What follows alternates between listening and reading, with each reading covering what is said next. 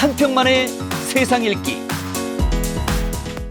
역시 그 북핵 문제를 우리는 뭐 한반도에 있으니까 한반도 중심으로 보는 경향이 강합니다만은 지금 두 분이 말씀하신 것처럼 이 이란 핵 문제가 사실 좀 더 악화되고 있지 않습니까? 최근에.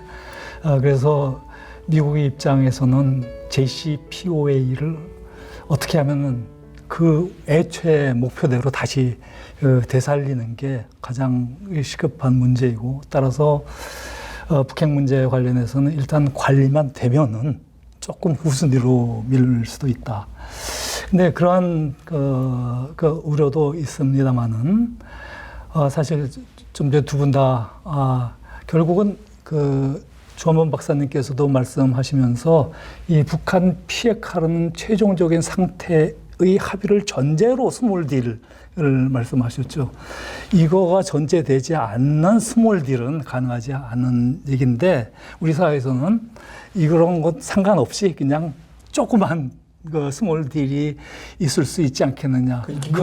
그거는 바로 북한이 원하는 바고, 그렇다면 사실상 북한이 실질적인 핵 보유국으로서 사실상 인정되는 것이 아니냐라는 우려가 있죠. 뭐 그 문제와 연관돼서 바이든 행정부가 북핵 문제를 다루는 것은 국제정치적 여러 가지 요인, 또 국내적 요인들을 다 고려를 해서 접근할 것인데, 이번에 이제 8차 당대에서 그 대외 관계에서 대미 관계 차원에서 보면은 미국을 최대의 지적으로 지적을 하고 있고, 또 이런 그 문구들이 있습니다. 미국의 어떠한 정부가 들어서든 미국의 본심은 변하지 않는다. 미국의 본심이 변하지 않는다라고 북한이 판단하면은 미국에는 늘 제국주의 국가가 존재를 하는 것이고, 그것은 북한을 압살하기 위한 것이 목적이다라고 북한은 판단을 하는데, 그런 나라와 어떠한 관계 개선을 할 수 있느냐, 그 자체가 사실 모순인데, 그럼에도 불구하고 이번에 그 8차 당대의 사업 총화 보고나 또 결론에서 보면은 미국에 대해서는 강 대 강, 선 대 선, 이런 식으로 이른바 이 상응 전략을 해 나가겠다라고 밝히고 있거든요. 이 북한의 입장에서 한번 해석을 해 주시죠. 좀 내막은 다릅니다. 왜냐하면 7차 당대회에는 총화 보고가 챕터가 5개였어요. 세 번째가 조국 통일을 위하여, 네 번째가 세계의 자주화를 위하여입니다. 이게 대미예요. 그 세계의 자주화를 위해서 미국과 싸우겠다는 제목이었거든요. 근데 이번에는 챕터가 4개로 줄었어요. 그럼 남북 관계하고 북미 관계를 하나의 챕터로 몰아넣었어요. 그러면서 조국의 통일을 위하여와 제목이 세계의 자주화를 위하여가 아니라 대외 관계의 발전을 위하여로 바뀌었습니다. 그러니까 미국에 대한 분량이 대폭 줄었어요. 그 다음에 지금 우리 박 위원장님 말씀하셨지만은 그런 주적 이런 표현도 있지만은 욕이 현저하게 줄었습니다. 그러니까 남북 관계도 마찬가지입니다. 우리를 막 욕을 했고 뭐 첨단 무기 뭐 우리가 바닥에 오른 조건을 걸었지만은 얼마든지 가까운 시일 내에 3년 전 따뜻한 봄날로 돌아갈 수 있다고 그랬거든요. 이 앞뒤 문맥이 안 맞거든요. 김여정이 분명히 지난해 2020년 6월 달에 남북 개성공단 연락선을 폭파하면서 이제 대적 관계다 적이라고 그랬거든요. 근데 오빠는 얼마든지 돌아갈 수 있다고 말했거든요. 그러니까 겉으로는 강한 화두를 던졌지만 문맥을 보면 남북관계 여지와 북미관계 여지를 그대로 남겨뒀습니다.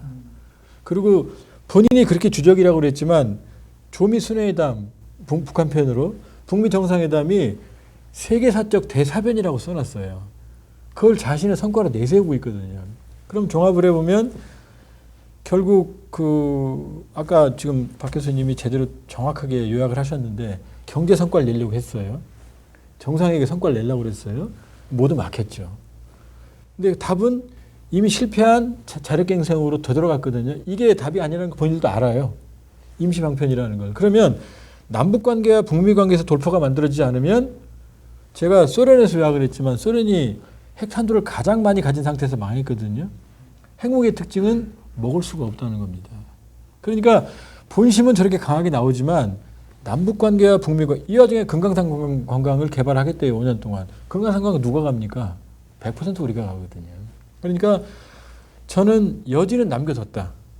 여지는 남겨뒀고 그러니까 저는 김정은 위원장이 뭐 비핵화를 영원히 안 하겠다라고 생각하지 않아요. 근데 김정은 위원장이 속되면 제가 이제 추정이지만 조건부 비핵화예요.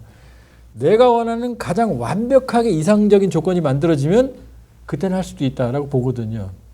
근데 그 조건은 사실은 우리하고 미국하고는 상당히 거리가 먼 거죠. 그러니까 협상의 여지는 남겨뒀다. 그리고 김여정이 말했던 그 유명한 DVD 갖고 싶다는 미국에 가고 싶다는 이 제안은 살아있다.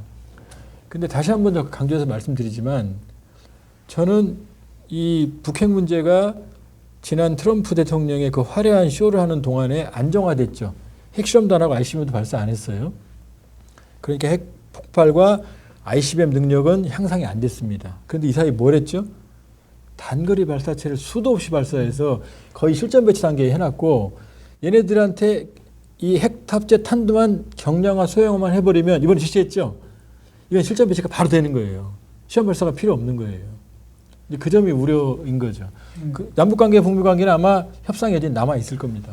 뭐 이제 약간의 그 앞으로 대미 관계라든가 대남 관계를 그래도 여지를 남겨주었다라고 해석을 하는데 사실 돌이켜 보면은 북한이 모든 문건에서 늘 그러한 그 여지는 남겨두었죠. 그런데 문제는 주된 그 기조가 어떠한 것이냐가 문제이고 또 이번 8차 당대회의 그 사업 총화보라든가 결론이라든가 이게 전반적인 그 맥락 그런 차원에서 보면은 상당히 공격적이고 공세적인 그런 차원에서 대미 관계, 대남 관계를 보는 것이 아닌가 하는 그런 해석을 하는 분들도 있습니다. 대미 관계 차원에서 그런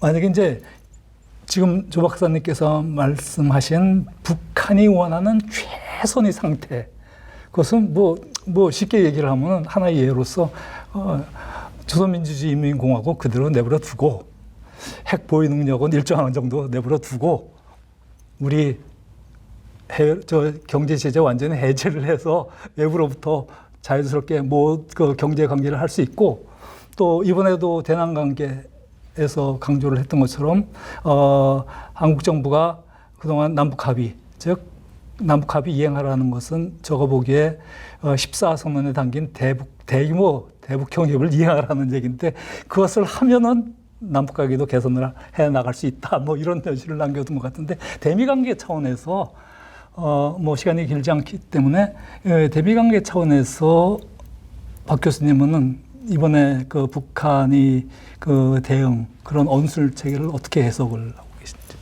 그 8차 당대회 시점도 그렇고요. 이제 우리가 늘 관심을 가지고 대미 관계 차원에서 북미 관계 차원에서 늘 관심을 가지고 보는 것 중에 하나가 미국의 중요한 정치 일정표가 있을 때 뭐 대통령 선거라든지 새로운 대통령 취임이 있다든지 할 때 북한이 어떤 행동을 하느냐가 뭐 이제 전통적인 표현을 쓰면 도발을 하느냐 안 하느냐가 늘 관심사였습니다.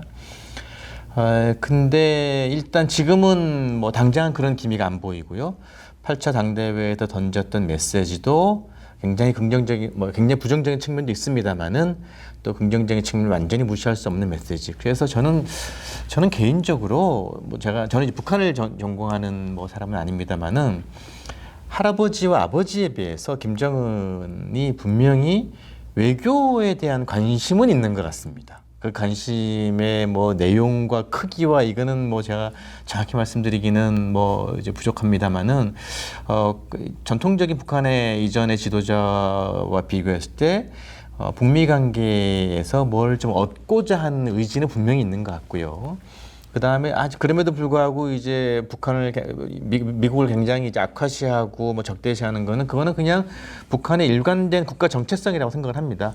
미국과의 관계를 통해서 본인의 어떤 정체성이 확보되고 미국을 계속 적대시하는 것이 어떤 또 하나의 이제 본인의 어떤 국가 담론을 만들어내기 때문에 그거는 대내외적인 목적을 다 가지는 그런 국가 어떤 전술이라고 보고요. 이제 그런 차원에서 아까 위원장 말씀하신 것처럼 북한이 가지고 싶은 세계 목표, 확실한 경제 성장, 핵 보유 국가, 미국과의 완전한 관계 정상화 이게 다 가능할 것인가? 근데 이제 뭐 결국은 북미가 완전한 관계 정상화와 핵 보유 능력을 교환하는 게 문제가 되겠죠. 그 교환이 문제가 되는데 이게 이제 서로 불신이 있는 것이고요. 지금까지 계속 잘 안 되고 무슨 뭐 다람쥐 바퀴 돌듯이 계속 악순환을 걷고 있습니다. 이제 그런 문제이고, 근데 분명한 것은 어쨌든 북한이 추구하는 혹은 북한이 지금의 어떤 난국을 타개하고자 하는 그런 목표 중에 하나에 미국과의 관계 개선을 통해서라는 것은 과거보다는 분명히 중요한 비중을 가지고 차지하고 있다는 것만은 분명해 보인다고 말씀드릴 수 있을 것 같습니다. 이제 마지막 그 주제로 넘어가서 이제 이번 8차 당대에서 조 박사님께서 지적하신 대로 남북관계 분야는 좀 축소되어 있습니다만은 북한은 분명하게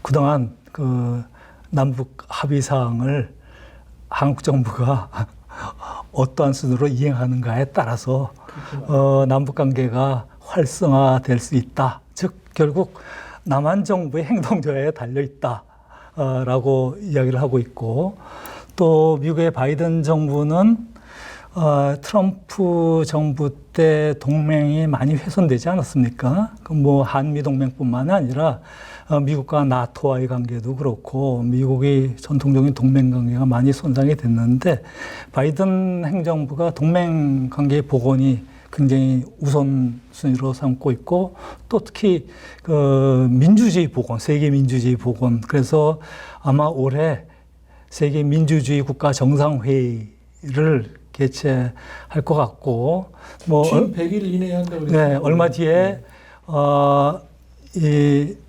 영국에서 작년에 개최하려다가 연기됐던 G7 그 정상회의가 열리게 되는데, 거기에 이제 한국과 호주와 EU를 초청을 했습니다. G10이라고 그러죠, 아마. 예, 그러니까 G7 플러스 3개국을 이제 주최국이 초청을 할 수 있는데, 사실상 그 G10이 되면은 그 G10이 사실 민주주의 국가들이 G가 아니라 D10, D, 데모크라시 10. D국, 예, 그 민주국가의 그 대표적인 국가들이라고 할 수 있는데, 결국 남북 관계나 북미 관계 그리고 한미 관계는 한국, 북한, 미국 이 3자 관계의 연관 속에서 이제 우리가 항상 정책을 만들고 하는데, 바이든 정부의 대북 정책 아까 말씀을 하셨습니다만은, 우리가 이제 한미 관계에서 뭐 한미 관계 양자 차원에서 여러 가지 문제들이 있습니다만, 그 문제는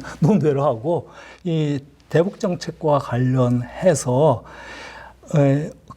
북한의 이번에 대미 언술과 대남 언술을 두고 볼 때 바이든 정부와 한국 정부의 대북 그 정책이 어떻게 잘 조율이 될 수 있을까가 상당히 궁금한데, 뭐 종합적으로 제가 질문을 드립니다. 우선 박인희 교수님. 아마 동일한 질문을 이제 조 박사님과 저랑 같이 할 수 있을 것 같습니다. 마지막 질문 답변인 것 같은데. 네, 포인트는 좀 다를 수 있겠지만요. 제가 먼저 말씀을 드리면은 우리가 이제 예전부터 의도하지 않게 자꾸 이렇게 빠지는 스스로 제기하는 잘못된 질문의 하나가 한국 사회에서 우리 스스로 이 남북 관계와 한미 관계를 서로 이렇게 상쇄하는 걸로 보는 것 같아요.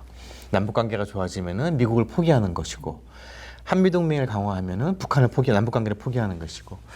근데 이제 그게 사실은 한반도 문제라고 하는 것이, 이걸 뭐 45년으로 잡건 48년으로 잡건 뭐 한국 전쟁으로 잡건, 한반도 문제의 가장 구조적인 특징은 국제적 속성이 있다는 거거든요. 그래서 이거는 뭐 남북 관계와 한미 관계를 떼고 이렇게 볼 수 있는 문제가 아니고, 오늘 토론에서도 북한 핵 문제가 우리가 구체적으로 평소 생각하지 못한 국제적 변수와 얼마나 많이 연관되어 있는지를 오늘도 확인하게 되었으니까요. 그래서 아무튼 남북 관계와 한미 동맹, 한미 관계를 서로 이렇게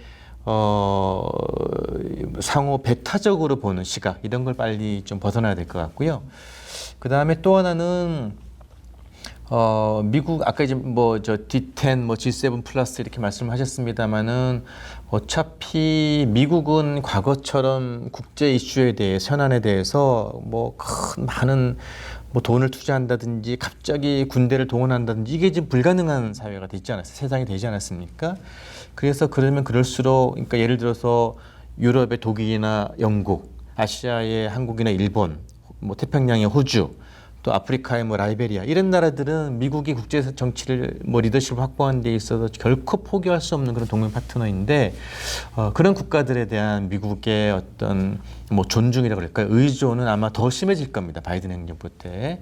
오히려 그런 미국의 외교 기조를 적극적으로 활용해서 북한 문제를 해결하는 그런 지혜가 좀 필요할 것 같고요. 그다음에 그 과정에서 우리가 또 이제 조심해야 되거나 이제 뭐 할 것은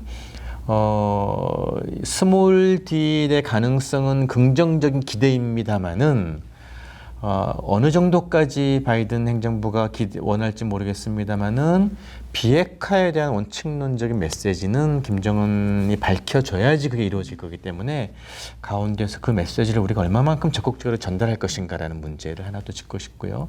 그 다음에 또 하나는 예전에 우리가 사드 배치 문제에서 느꼈다시피 북한 문제가 미중 관계, 미중 경쟁과 연동이 안 될 수는 없습니다만은 가능한 한 미중 경쟁과 한반도 문제가 연동되더라도 그 피해로부터 그 피해를 최소화하는 능력 이게 좀 굉장히 중요하다는 말씀을 또 하나 드리고 싶고요. 그다음에 마지막으로는 어쨌든 아시아 정책이 더 지금 미국의 뭐 여러 가지 외교적 컨선이 뭐 100개, 1000개가 있습니다만 저한테 누군가가 미국이 생각하는 가장 핵심적인 외교 정책이 제 1번이 뭐야를 묻는다면은 저는 중국이 태평양으로 못 나오게 하는 게 저는 미국의 제일 큰 컨선이라고 생각을 합니다. 그러니까 이제 거기에 다 지금 남중국해도 걸려 있는 것이고 그런 상황을 보면은 아시아 지역의 동맹 파트너들의 역할이 점점 더 중요해지고 뭐 미국은 의지할 텐데요. 이게 이제 한일 관계 역사 문제나 뭐 이런 거를 우리가 정당하게 몰고 가는 건 몰고 가는 것이고 한미일 협력의 여지가 조금이라도 생겨서 그거를 또 북한 문제 해결의 동력을 확보할 수 있는 지혜 뭐 너무 어려운 지혜들입니다만은 그런 것들을 이제 문재인 정부 또 우리 뭐 우리는 또 북한이 도저히 가질 수 없는 우리만의 능력은 건강하고 지혜로운 시민사회가 있다는 것이기 때문에요. 다 같이 또 고민해야 될 문제가 아닌가 또 그런 말씀을 드리고 싶습니다. 네, 조 박사님. 저는 이제 참 외로워졌다 한국이 이렇게 생각합니다. 이게 무슨 말이냐면 두 분 다 뭐 국제정치 대가들이십니다만 외교에서 제일 바보 같은 짓이 상대방의 선의에만 기대를 하는 외교거든요. 그러니까 우리가 잘 이끌어서 협력을 하면 북한이 변할 거다라는 일방적인 방식. 한미동맹은 영원할 거다라는 두 개 다 사실은 트럼프가 보여줬고 김정은 위원장이 보여주고 있거든요. 그렇게 보면 말씀드렸지만 우리는 우리를 대상으로 하는 눈에 보이지 않는 전술핵 무기는 눈에 안 보입니다. 이미 투발 수단은 완벽하게 검증이 됐어요. 화성 15형은 2017년 11월 29일 한 번 이상하게 고각도로 쏘고 나서 완성됐지만 지금 북한이 얘기했던 에이테킴스나 이스칸데르는 수없이 쏴봤어요. 이미 실전 배치가 가능할 정도로 투발 수단의 정밀성은 확보가 됐어요. 여기 탄두만 경영하면 끝나는 얘기거든요. 눈에 보이지 않는 위협의 측면에 있다. 그 다음 저는 트럼프 대통령이 고마운 측면이 하나가 두 분 다 약간 뭐 보수 진영이십니다만 그동안 무슨 얘기를 해도 한미동맹만 얘기 나오면 다 넘어갔거든요. 그런데 한미동맹이 영원하지 않다는 걸 트럼프 대통령이 보여준 거거든요. 저는 트럼프 대통령은 오히려 쉬운 사람이었다. 아주 좀 심하게 돈 몇 푼 지어주면 되는 사람이거든요.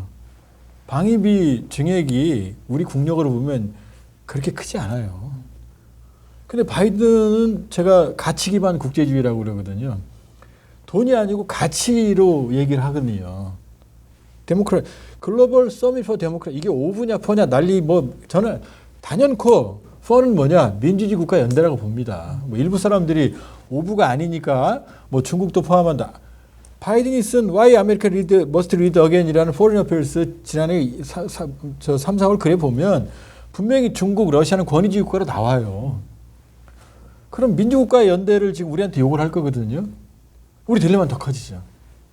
북한은 명시적으로 우리를 겨냥을 하는 핵무기를 개발하겠다고 지금 선언을 한 거예요. 그러면 사실은 저는 제가 제일 좋아하는 말이 코리안 이니시티브거든요. 우리 길을 가야 된다. 한미동맹 필요하죠. 미국도 필요합니다. 저는 어떻게 생각을 하냐면은 이스라엘 모델로 가자. 결국 이스라엘과 미국은 정말 아마 한미동맹에 하면 10배쯤 강할걸요? 그렇지만 중요한 순간에는 자기 길 갑니다. 우리가 뭐 고래 등삼에 새우 그러지만 전 돌핀 스트래티지 약간 뭐 싸구려 말입니다만은 새우는 고래 먹이에요. 우리가 지금 지난해 글로벌 파이어 파워로 세계 6위입니다. 미국, 러시아, 중국, 인도, 일본, 한국이에요. 세계 경제력 10위입니다. 돌고래는 절대로 고래가 돌고래를 못 죽여요. 더 빠르니까. 돌고래가 고래는 못 이기지만 돌고래가 고래를 괴롭힐 수는 있어요. 그러니까 한국이라고 하는 전략적 지위라고 하는 게 이 파이가 많이 커졌죠. 자, 한미동맹이 중요합니다. 저는 앞에 상당 기간 동안 한미동맹의 중요성은 필요하다고 가야 된다고 봅니다. 그러니까 명백한 한미동맹의 기반을 두되 그러나 결정적인 순간에 결국 미국은 북한의 핵무장을 못 막았거든요. 이미 핵 보유 국가예요, 사실상. 그렇게 보면 제로 베이스에서 출발해야 되는 거고 엄밀히 보면은 이제 저는 바이든은 기회이자 위기다. 그렇기 때문에 얼마만한 자율성을 가지냐는 거고 그러니까 상대방의 선의는 하나의 옵션이지 전적으로 의존하는 건 아니거든요. 그러니까 북한을 설득해서 안 되면 매도 들어야 되는 거죠. 미국도 마찬가지입니다. 호소하고 얘기하지 한쪽은 우리가 미국을 괴롭힐 수 있는 수단도 가지고 있어야 되는 거죠. 그래서 우리가 목도했지만 지도자 하나가 이렇게 중요하구나라는 거 우리가 트럼프에서 배웠지 않습니까? 지금 이 정부가 임기 말로 들어가고 뭐 정말 외우 내환입니다. 그러나 지도자 하나가 저렇게 미국을 어렵게 만들 수 있는 것처럼 지도자 하나의 과감한 판단이 사실 역으로 국가의 위상을 현저히 강화시킬 수 있거든요. 그러니까 이젠 우리의 길을 가야 된다. 우리의 길을. 이런 조건에 그 얘기를 뭐 우리 박 교수님도 어려운 얘기라고 그랬지만 어려운 얘기입니다. 그러나 경우에 따라서 역사는 그런 과감함이 부강한 국가, 중강국, 강소국을 만드는 설령 얼마든지 봤거든요. 그런 리더십을 저는 문재인 정부에 기대하고 싶고요. 또 차기 정부가 누가 되든 간에 문재인 정부에서 이 문제가 끝나지 않거든요. 그런 리더십을 적어도 외교안보, 북한에서 좀 기대를 해봅니다. 네, 두 분 답변 중에 이제 중국 문제가 거론이 됐습니다만 오늘 뭐 중국에 관한 문제는 다루지 않았습니다. 다만 이제 그 문제는 시청자들께서 다 이해하시라고 생각을 하고 오늘 주제인 북한 노동당 제8차 대회 그리고 미국에 새로 출범하는 바이든 정부과 연관된 한반도 정세 이렇게 초점을 맞추어서 지금까지 심층적인 논의를 했는데 제 나름대로 한마디로 정의를 한번 내려보면은 뭐 구체적인 대안을 여기서 뭐 제시하기는 어렵죠. 다만 그래도 우리가 이상적인 목표를 가지되 방법은 정말 정치적 현실주의로 가야 되지 않겠느냐. 아마 두 분 마지막에 말씀하신 그런 방법론상의 제안들이 그에 해당하지 않는가 생각을 합니다. 오늘 연초에 우리 입장에서는 가장 중요한 나라인 동맹국 미국에서 새 정부가 출범을 하고 또 남북관계, 한반도 평화, 궁극적으로 통일 문제와 연관된 북한에서 가장 중요한 그들이 회의인 제8차 당대회가 끝난 걸 계기로 해서 그런 연관된 문제를 논의를 해봤습니다. 아마 여러분들이 오늘 이 심층적인 논의 가운데서 여러분 나름대로의 해답을 구할 수 있지 않을까 생각을 합니다. 오늘 두 분 감사합니다. 예, 고맙습니다. 예. 여러분 고맙습니다. 다음에 또 뵙겠습니다.